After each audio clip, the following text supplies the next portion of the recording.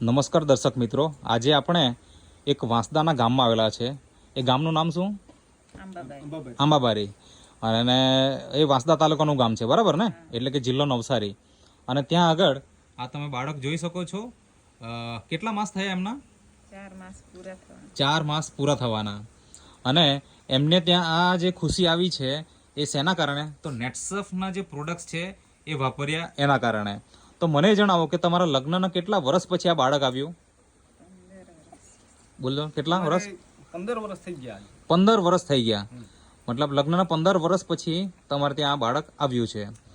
તો તમને માહિતી આપનાર આ ચેતનભાઈ. ઓકે, કેતનભાઈ, તમે એમને કેવી રીતના મળ્યા હતા, થોડીક વાત કરો. મારા ફ્રેન્ડને તો સર ટાઇલ્સ ફિટિંગનું કામ કરવા આવેલા હતા.